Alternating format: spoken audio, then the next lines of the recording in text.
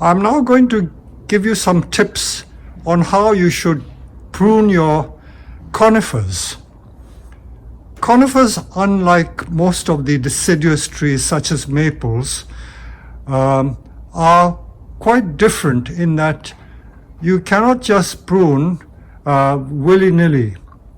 So some of them are easy, some are more difficult. So let me take you through some of the species. I showed you earlier on how to prune that Hinoki cypress, that great big one. Hinoki, of course, is a conifer. Now, I've got several conifers here. I've got a great big larch which has got masses of driftwood. It's an old tree. And all this growth has happened since March. So this is about, I would say, 8 or 9 weeks of growth. So the growth is already like 3-4 inches long. So they have to be dealt with. And then we've got this is the Mughal pine, which we sell as either finished or semi-finished trees.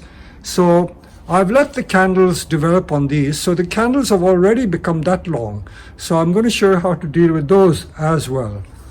That is the Mughal mops. This is the ordinary seedling Mughal. These I did for a video, if you remember, how to make pines. So these I've also allowed to grow. See, these are candles. There's a separate video about pruning candles on pines, but I'll show you this in the demonstration I'm giving now about conifers. So again, I've let the candles grow, but I will show you how to deal with it. This is the dwarf Alberta spruce. Now the new growth is a lovely color, but all this 2-inch long growth has happened in the last, I would say, 6 to 8 weeks, and we have to deal with those as well.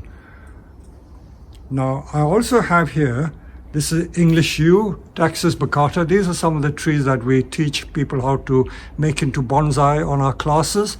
And look at all this lovely new growth. So this has to be dealt with. And this is one of the single needle pines. This is Pinus halepensis, or the Aleppo pine, which is a Mediterranean pine. We're not very fond of it, but we sell it as a semi-hardy tree. So if you grow them, they need protection in the winter. So this needs slightly different treatment. So here we go. Let me begin by showing you what to do with the larch. Now the larch, because the pads have been developed already, we've got to maintain the pads. So I'm going to show you in detail how to do this. Now this larch has been well established already. So the way I'm going to deal with this is simply take off the long shoots to bring it back to its original shape. So I am literally cutting back almost all the new growth, maybe perhaps leave one bud to develop, but it's the overall shape that I want to keep intact. So you can see how I'm cutting all the long shoots off and bringing it back to the triangular shape that we started off with. Larch, as I said, being a deciduous tree, is very similar to most other deciduous trees like the maple. So you don't have to pay much attention to like pruning the candles as you would with a pine. So I'm just pruning it back to the pad that has been created already, and that's all I am doing. So all this long growth I'm taking off. I'm just taking off all that. Nothing more and nothing less.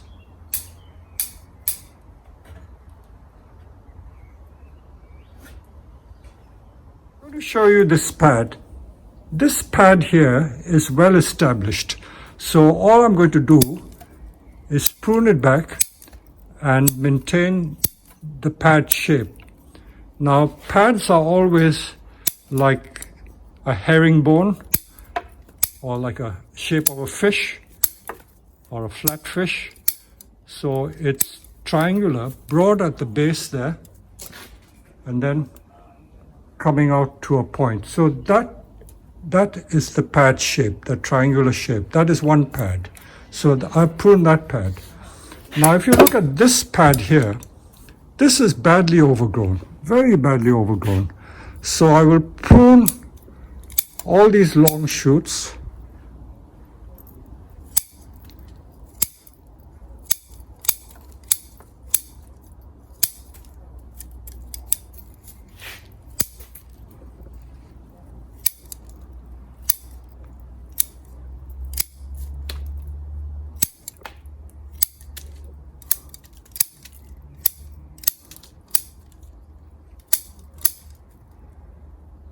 So this pad has been just pruned back and hardly any new growth has been left because the pad is already well established.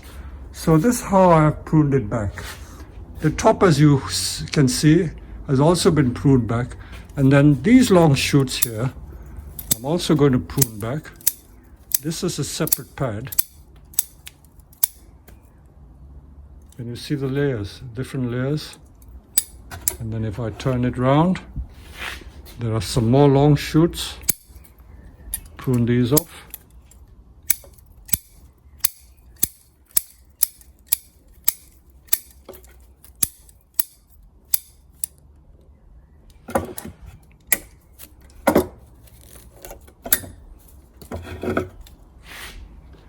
Now these are very long.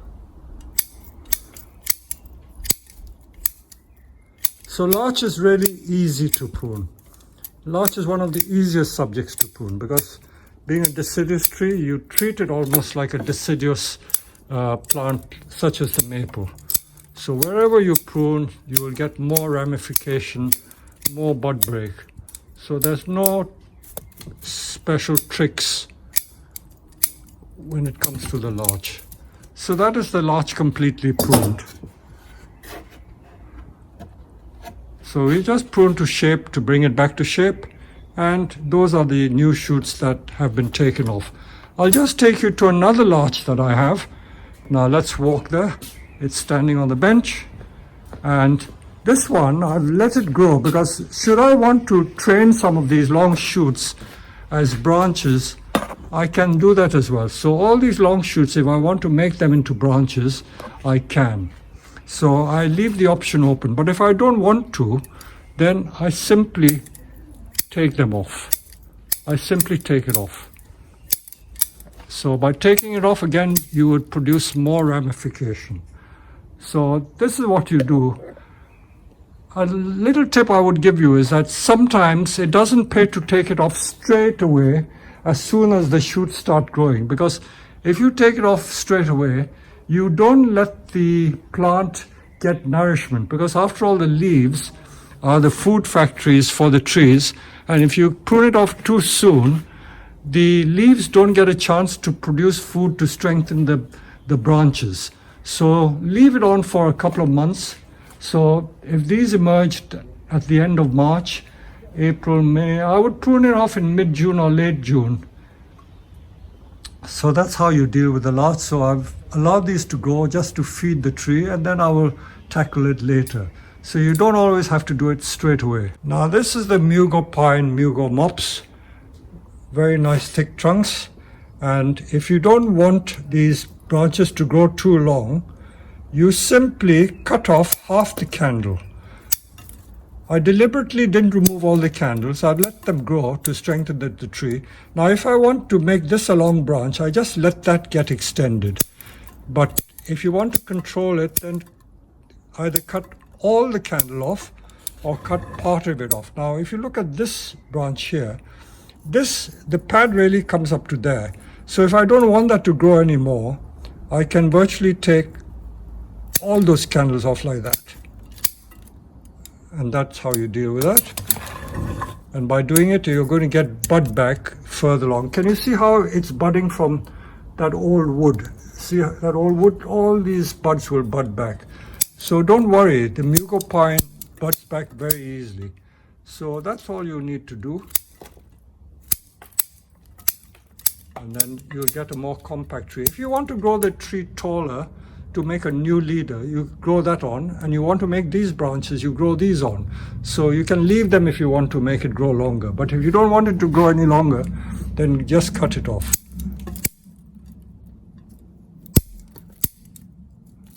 So again, it's not removing it completely, but removing it partly.